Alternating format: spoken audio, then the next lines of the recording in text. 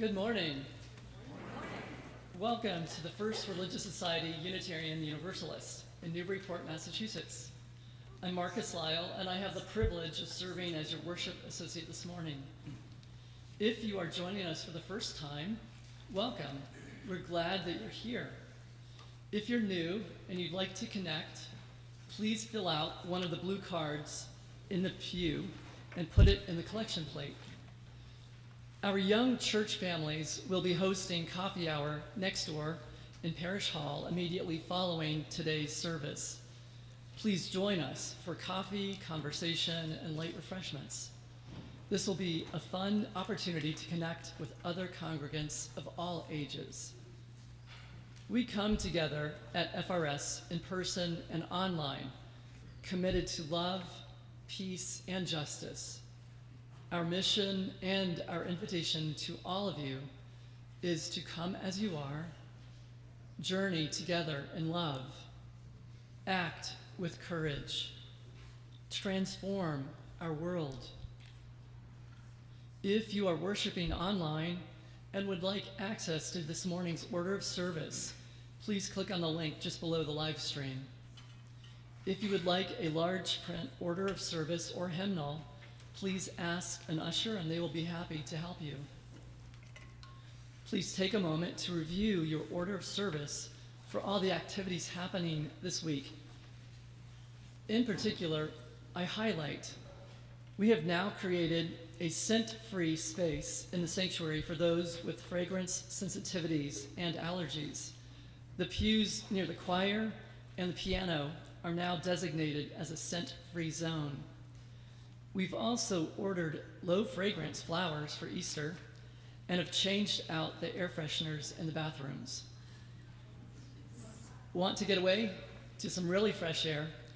Enter the 2025 FRSUU Road Trip Raffle. The grand prize is dinner and hotel accommodations at the destination of the winner's choice, worth up to $2,500. Imagine a weekend at a 5-star hotel in Boston, or staying slopeside at Killington. Maybe relaxing in an oceanfront suite on the coast of Maine. Wherever you'd like to go. Tickets are $10 each, or 6 for $50, and sales will begin this week. Look for a link in the Steeple newsletter, and we'll also have paper tickets in person next Sunday. This Tuesday evening, April 15th, from 6 to 7:30 p.m., we're hosting a Know Your Rights presentation in the sanctuary.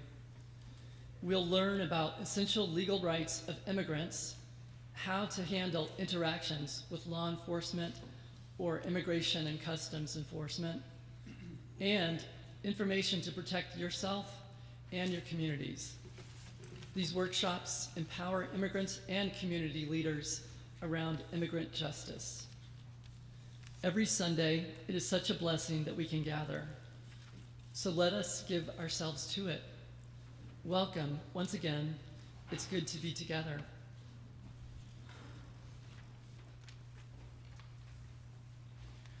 Our call to worship this morning is words from Jan Richardson.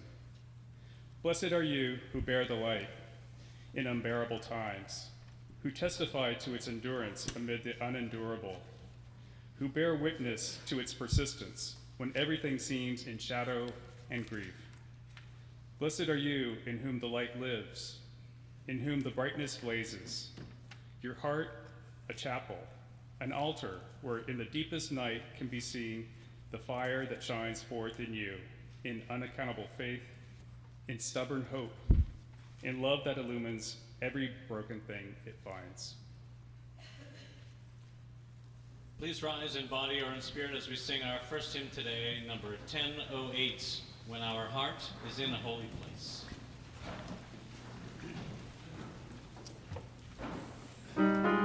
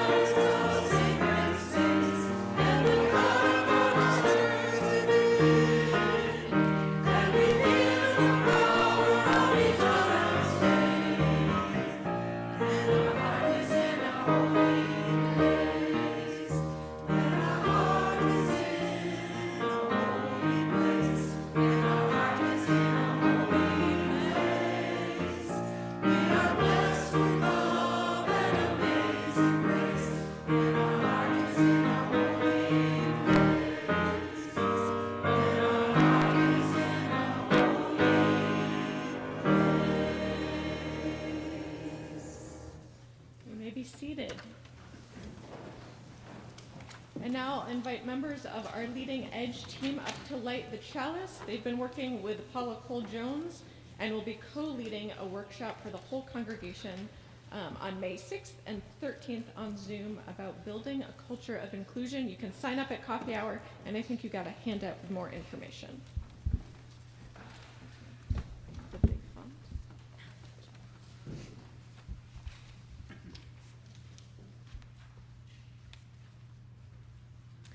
Please join in saying our chalice lighting words as the words can be found in your order of service. We gather this hour as people of faith with joys and sorrows, gifts and needs. We light this beacon of hope, sign of our quest for truth and meaning in celebration of the life we share together. Each week, we also light 2 candles of peace representing 2 places on earth that we lift up, remembering that there are so many places in the world that need peace. And after we light each candle, I invite you to respond by saying, peace, salam, shalom. And I will say I found this particularly difficult to write this week since so much that's happened this week is global. So how do you say where it's happening in particular? So, our first candle is lit for the United States and the people who are at risk of losing their voting rights because of the SAVE Act. To this, we respond, peace, salam, shalom. Our second candle is lit for all of those Seder tables that were set last night, marking the beginning of Passover. May this ancient story of people overcoming cruel leaders remind us of the power in all of us. To this we respond, peace, salam, shalom. Please rise now in body or in spirit as we join our voices in our affirmation of faith and doxology, and you'll remain standing, and then we'll sing the children down to Young Church. Love is the doctrine of this church. The quest of truth is its sacrament, and service is its prayer. To dwell together in peace, to seek knowledge in freedom, to serve humankind in fellowship, to the end that all souls shall grow in harmony with the divine. Thus do we covenant with each other and with God.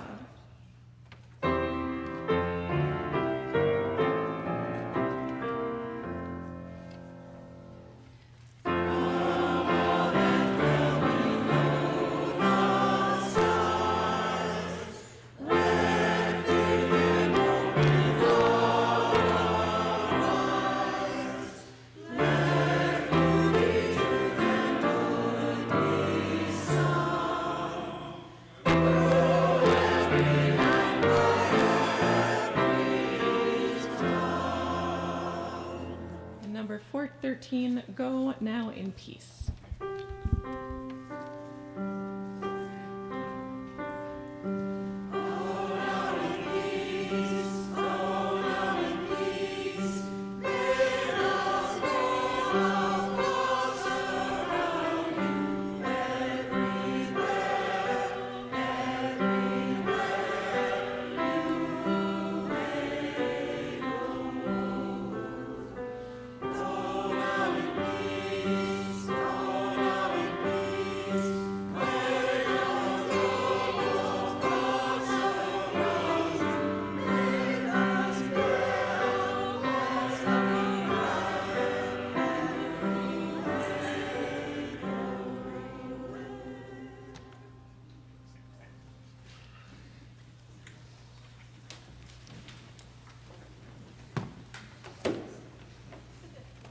The generosity of our community is an essential ministry that supports the work of the church both in Newburyport and beyond. Each week, 50% of the Sunday offering not designated as a pledge goes to a local community partner engaged in important efforts to transform our region. Our community partner this month is the Merrimack River Feline Rescue Society. The MRFRS started in 1992 as a few caring souls who came to the aid of 300 plus free-roaming cats barely surviving along the Newburyport, Massachusetts waterfront. The effort was one of the first in the nation to use trap, neuter, and return to improve the lives of free-roaming cats. MRFRS has assisted over 145,000 cats, placing over 25,000 cats and kittens into homes, spaying or neutering over 15,000 feral cats at TNR clinics, and over 75,000 cats on the Catmobile. There are a lot of little paws that need our help. To give online, please use the link in your order of service or below the live stream. You can also make a contribution by text, and of course, you can always mail a check to the church as well. Thank you. The offering will now be gratefully received.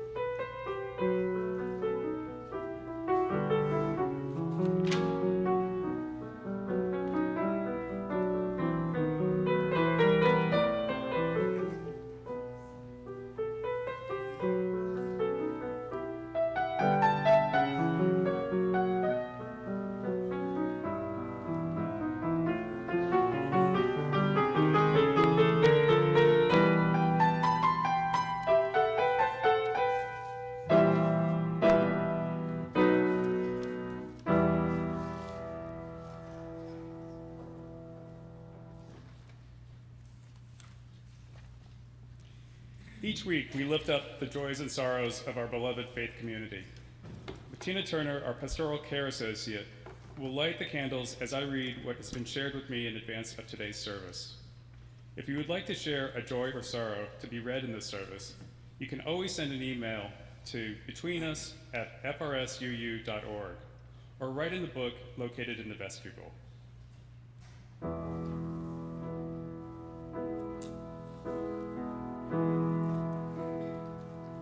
Open my heart to be a sanctuary, all made holy, loved and true. With thanksgiving, I'll be a living sanctuary.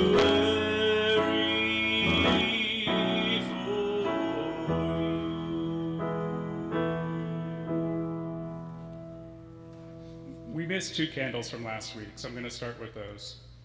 Linda Lou Burciaga has 3 joys.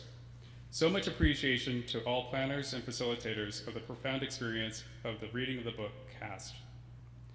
A great evening at the Firehouse Saturday night of lyrics by our own Betsy Woodman, music by Chris Plant, and guest musician Nick Place. Please visit a new cafe across from our church to see John Burciaga's poetry that fills their walls for the month of April. And also from last week, Mike Martin asked for a candle of care for his daughter, Sammy, and her wife, Hannah, whose oldest dog, Fresco, developed a sudden and serious illness, and they had to say goodbye suddenly. Fresco was a very good boy, the best, and he will be greatly missed. And this week, a candle of joy and gratitude for Mara, Reverend Laurel, and her dog Henry for hosting the youth group sleepover in the meeting house last night. Make sure to ask a youth about hide and seek, candy salad, and karaoke. Now, that was from Joanna. Stacy and Aspen Surratt exuberantly request a candle of joy. We started moving into our new home on Friday after years of homelessness.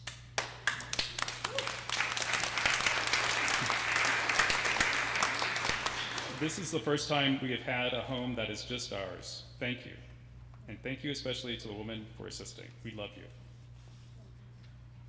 And from Jim Supple, a joyous celebration of thanks from the students, teachers, and parents of the Boston Arts Academy. The spirituals ensemble, who have twice performed at FRS, competed in the World Series Heritage Music Festival in Atlanta, Georgia this weekend. They are pleased to share that they are once again adjudicated at the highest gold level by the judges for performance excellence, and were also awarded first prize overall among choirs. Wow, that's The student artists are overjoyed. All want to thank the FRS community for our welcome and support. We could not have made this trip or experienced the success without your support. And also, Julie Menon writes, please light a candle of concern for my friend Gail as she battles an aggressive tumor that has metastasized from her breast to her lung. Gail was a great mentor to me in graduate school, and I attribute some of my most awesome cycling adventures to her example. She has a great sense of humor and the ability to make everyone feel welcome. The final candle this morning, Tom Clark's cousin, Bob Conti, passed away recently. Bob was a kind, generous, loving family man with a great sense of humor. He was responsible for resurrecting the Clark family Thanksgiving back in the 90s, and the aunts, uncles, cousins, their children, and now grandchildren have been spending the Thanksgiving holiday together for many years. Bob was too ill to be with us last Thanksgiving, but he gave the blessing over Zoom. He will be forever missed.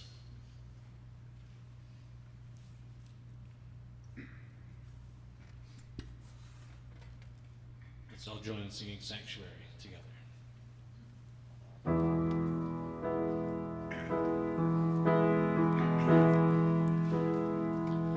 Open my heart to be a sanctuary,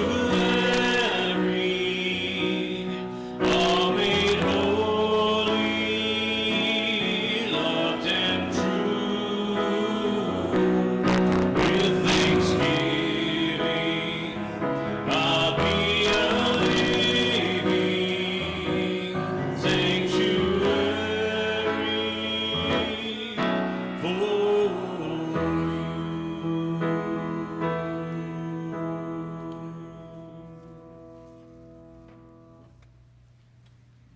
Please join me in a spirit of prayer, meditation, and contemplation. For all the sorrows and all the joys we carry in our hearts, may the peace of this sanctuary enter into our spirits as we breathe together now, offering our prayers for ourselves, for one another, and for the world. We hold and love those named this morning, those facing illness or loss, those remembering loved ones with tenderness, and those whose joys are quietly unfolding. May they be met with strength, comforted by love, and held by this caring community. And for all the prayers not spoken aloud, the ones we carry deep within, may they too be received with compassion and grace. May our shared silence be a comfort and our shared breathing a blessing. Amen.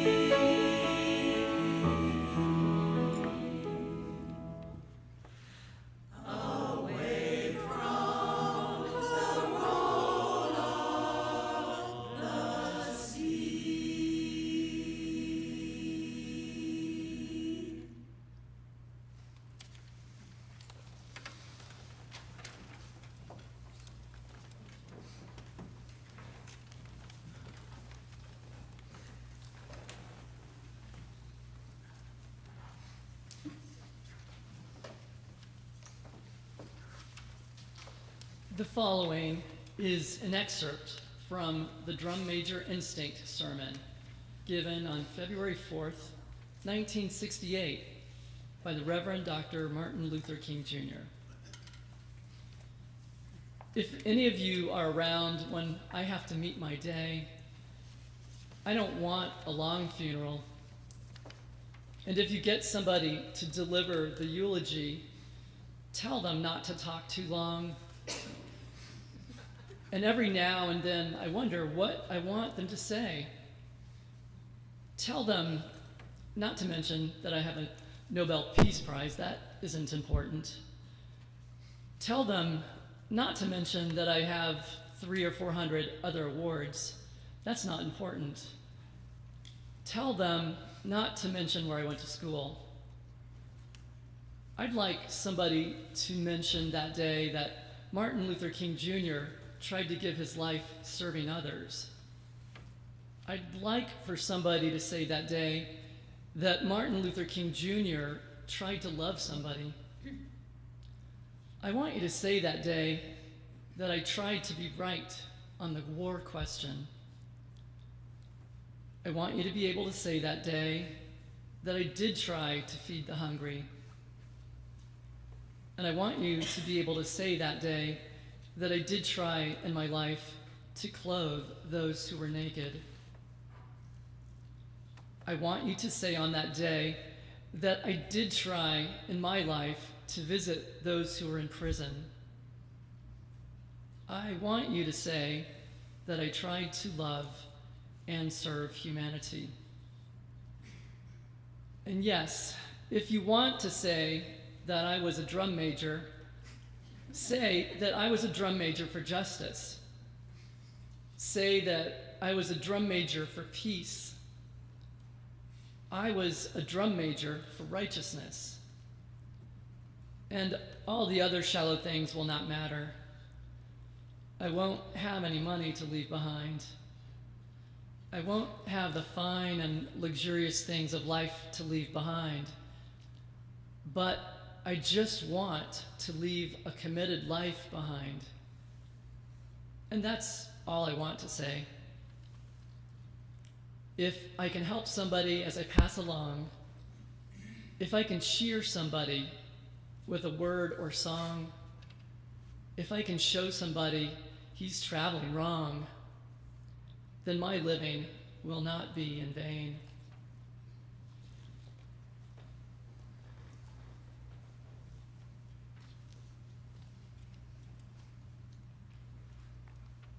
It's an honor and a joy to be with you this morning at FRS.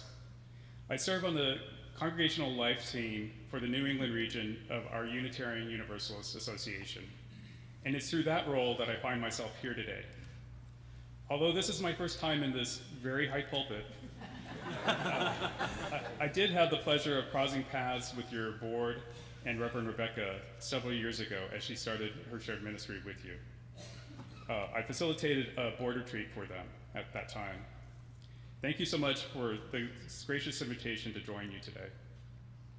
This morning, I invite you to reflect with me on how community service through volunteering helps cultivate our natural instinct to support one another, building compassion and fostering resilient communities, especially during these challenging times. Boston Cares is New England's largest volunteer agency, and each fall they recognize a group of outstanding volunteers at an award ceremony.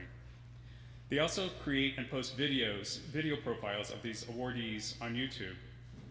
Watching these volunteer profiles provides valuable insight into the role that volunteerism plays in their lives and its broader impact on the Boston community. Their inspiring stories offer meaningful lessons as we reflect on service and its importance in creating a better society. We could listen to their stories at several levels. The most basic is hearing their responses when asked why they volunteer. Some say, "It was a great way to get oriented when I first moved to the city," or, "I was worried when I retired because I didn't have a hobby and wasn't sure how I'd fill my time. Volunteering became like a part-time job." For others, volunteering is a lifelong habit instilled by their parents. Still other volunteers Still others volunteer from a desire to pay forward the kindness and help they have received from others throughout their lives. We can listen more deeply to their reflections and understand the personal impact that volunteering has had on them. One volunteer described it this way: "It's really fulfilling. Our culture tends to be self-oriented and materialistic, and it's incredibly grounding to have the chance to observe and help others. It truly changed who I am. Volunteering matters deeply to me because it gets me out of myself and opens my eyes to the world." A volunteer involved in tutoring adult learners described the joy she experiences when helping people succeed. "It feels great. These programs change lives. When you treat others with kindness and respect, you receive kindness and respect in return." As I listened to their stories, I could feel each person's deep commitment and profound fulfillment they experienced being a part of Boston's volunteer community. It brought to mind a quote from Brene Brown's book, Braving the Wilderness. "True belonging is not something you negotiate externally. It's what you carry in your heart. It's finding the sacredness in being a part of something." At its heart, volunteering is about connection and presence. It's about showing up, not necessarily through grand gestures or dramatic actions, but rather consistently and humbly. It involves stepping out of our usual routines, sometimes pushing beyond our comfort zones to help neighbors, communities, and even complete strangers. Simply being present in someone else's moment of need has profound potential for transformation, both personally and collectively. Sophia Lyon-Fawes was a religious activist who led a revolution in Unitarian religious education. In 1960, she delivered a speech at the Friends General Conference, the annual gathering of Quakers. In that speech, she expressed hope that scientists and psychologists would provide insights challenging how religious communities taught and inspired ethical behavior. If Fawes were alive today, I imagine she would delight in how many of us share TED Talks with one another, seeking insights to lead better lives. In the same spirit, I'd like to share some thoughts on altruism developed by Abigail Marsh. Professor Marsh is a psychology researcher at Georgetown University, exploring humanity's capacity to care for others. In her TED Talk, Professor Marsh explains why some people seem to have greater capacity for compassion than others. Her research reveals there's actually a physiological basis for what we might think of as a continuum of caring. Through brain imaging of individuals at the extremes, Marsh identified the central role played by a portion of the brain called the amygdala. At the high end of this caring continuum, Marsh studied individuals among the roughly 2,000 people in the United States who have donated a kidney to a complete stranger. Brain imaging revealed these extraordinary altruists shared three traits. They were better at recognizing fear and distress in others through facial expressions. Their amygdalas were hyperreactive to others. And finally, their amygdalas were larger than average. While these brain imaging findings are fascinating, the more compelling lessons come from Marsh's interviews with these extraordinary altruists, lessons applicable to our daily lives. She explained, "What makes extraordinary altruists so different is not that they're more compassionate than average. They certainly are. But what's truly remarkable is that their compassion extends far beyond their closest family, their closest circle of family and friends. Compassion for those we closely identify with isn't unusual, but extraordinary altruists extend compassion far beyond, even beyond their broader acquaintances, embracing total strangers." In her interviews, Marsh asked these altruists, "What makes you special?" She described some of their responses. "There's nothing special about me. I'm just like everybody else," one replied. Abigail Marsh found this answer particularly insightful because it revealed something important about the circles of these altruists. Their circles have no center. Extraordinary altruists generally don't see themselves as central or more important than others. When Marsh asked one altruist why donating a kidney made sense to her, she simply said, "Because it's not about me. Another explained, "I'm not different or unique. Your study will find out that I'm just the same as you." Marsh concludes that the best way to describe this lack of self-centeredness is humility. If there's no center to your circle, there can be no inner rings or outer rings. No person who is more or less deserving of your care and compassion. This, Marsh argues, is precisely what distinguishes extraordinary altruists from most people. Yet she firmly believes this perspective is within reach for many, if not most of us. Although some individuals naturally seem more attuned to the suffering of strangers, the capacity to remove oneself from the circle's center and extend compassion outward, even to total strangers, is achievable by nearly everyone. Other TED Talks on empathy and compassion reach similar conclusions, consistently affirming that humans are inherently built to help one another. Whether you refer to it as your moral compass, your core ethical values, or your wellspring of life, joy, and love. However you name it, when your actions align with that deeper part of your being, transformation naturally follows. This is a timeless truth, that service is its own reward. It's through the very act of helping that we experience the greatest rewards. Service can deepen your sense of purpose, enrich your relationships, and ultimately help you feel at home wherever you find yourself. A couple years ago, I felt a similar instinctive pull during the US withdrawal from Afghanistan.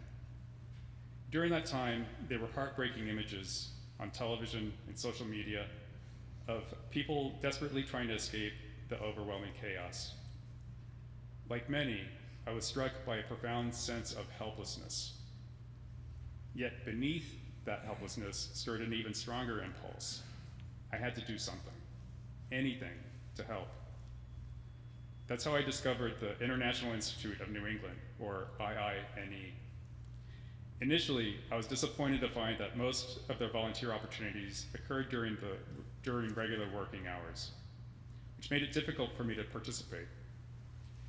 But shortly afterward, an urgent request went out. Volunteers were needed, often at short notice, for late-night airport pickups. It was exactly the opportunity I needed to truly show up. My first night volunteering at Manchester Airport is still vivid in my memory. The terminal was quiet and nearly empty. A small group of volunteers gathered with the IINE caseworker and interpreter, waiting patiently for the refugees to arrive. As we stood in respectful silence, about 15 to 20 people eventually emerged, most carrying very little, maybe a backpack or a few plastic grocery bags holding their belongings. Even though we shared no common language, gentle smiles and simple gestures allowed us to communicate as we guided them to our cars for the brief drive to a nearby hotel. Upon arriving at the hotel, we experienced a fortunate moment of connection. The night clerk who checked in the new arrivals was himself from Afghanistan. He warmly welcomed the families, offering thoughtful recommendations of nearby restaurants to eat the next day. The drivers stayed on to assist the caseworker, ensuring each family could comfortably access their rooms using key cards, something unfamiliar to many of them. During those quiet, reflective moments that evening, I felt deeply moved by their tremendous courage and the trust they placed in us. More recently, as opportunities for late-night airport pickups disappeared, my volunteer role shifted to delivering groceries to families in Lowell, where I live. Other volunteers sort and pack the groceries in advance, and my responsibility is simply to pick up the groceries and deliver them directly to 4 or 5 families' homes. After placing the groceries on front steps, I take a quick photo and send it to the family as confirmation of the delivery, much like any other delivery driver working around Lowell. Exploring the etymology of the word hospitality reveals intriguing insights into our relationships with each other. On SpanishDictionary.com, I discovered a fascinating discussion about the Spanish word huésped, which intriguingly can mean either guest or its apparent opposite, host. The term westbed comes from Latin words hospice or hospitus, roots shared by English words like hospitality, hospice, hospitable. Interesting, the original Latin meaning didn't emphasize the individuals themselves, but rather the relationship between strangers. It described a reciprocal bond of friendship or mutuality, a mutual obligation of hospitality. This understanding enriches our appreciation of what hospitality truly means. Connie Goodbread, the acting director of Hope for Us, the conflict engagement team at the UUA, offers this thoughtful perspective. When I take the time to acknowledge others, to understand their worldview, and to take their experiences into my heart as part of the human story, I am changed. I recognize that I am never finished, but always becoming. I'm grateful for the loving patience of those who support me in my struggles, and I find comfort in the grace and forgiveness others extend when I make mistakes. Reverend Rebecca Parker echoes this understanding, highlighting that the spiritual and ethical challenge of our faith is to stay grounded in love together. Not sentimental love, but strong and fierce love. Not polite kindness, but profound respect and a willingness to be changed by our relationships. Not mere tolerance of differences, but accountability for the quality and character of our interactions.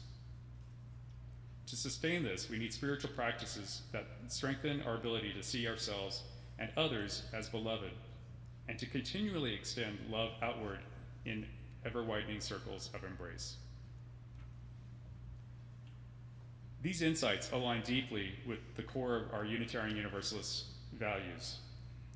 We understand compassion not simply as sympathy or charity, but as a lived practice rooted in interconnectedness and empathy.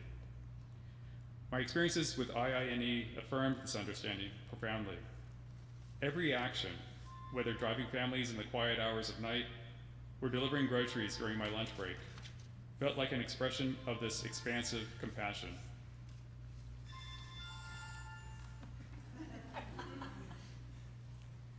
Each interaction widened my circle, blurring this distinction between helper and helped, reinforcing the powerful truth that we are all deeply interconnected. Recognizing the importance of sustaining this ongoing spiritual work, the Unitarian Universalist Association recently launched a monthly virtual event hosted by Side with Love. This event is called The Gathering and is designed to provide spiritual grounding, foster meaningful connections, and inspire action rooted in justice and compassion. Each month's session offers an opportunity to gather strength, wisdom, and hope from our broader UU community. It's a reminder that none of us walks this path alone, that we are stronger and more resilient when we connect intentionally and deeply. I warmly invite and encourage you to explore this new resource, letting it sustain and enrich your own compassionate practices. The next session of the gathering is scheduled for tomorrow evening. Ultimately, the profound impact of volunteerism and compassionate living doesn't depend on grand gestures. Instead, it thrives through consistent presence, everyday acts of care, and the willingness simply to show up again and again. Each of us, in our own unique way, has the power to create ripples of positive change, fostering connections and cultivating compassion that deeply enrich our communities. My friends, let us embody Dr. King's vision of true greatness through humble service and expansive compassion. Let's renew our commitment to showing up consistently with kindness, generosity, and solidarity. Together, let's widen our circle outward to include even strangers, and let us become an active part of this sacred story. Amen, and blessed be.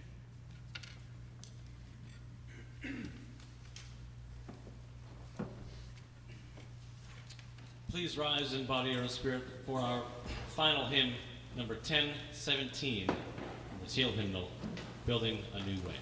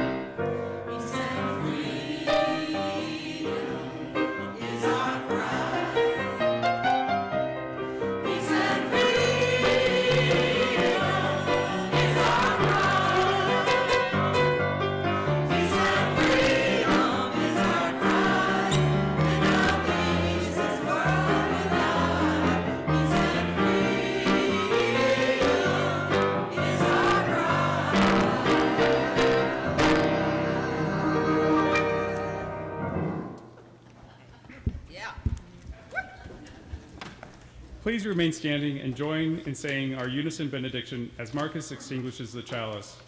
The words can be found in your order of service. May the love which overcomes all differences, which heals all wounds, which puts to flight all fears, which reconciles all who are separated, be in us and among us now and always. Please join us next door in Parish Hall for a coffee hour put together by our young church kids and parents. Our closing words this morning are from Donna Markova. I will not live an unlived life. I will not live in fear of falling or catching fire. I choose to inhabit my days, to allow my living to open me, to make me less afraid, more accessible, to loosen my heart until it becomes a wing, a torch, a promise. I choose to risk my significance, to live so that which came to me as seed goes to the next as blossom, and that which came to me as blossom goes on as fruit. Go in peace, my friends, and return again in great joy.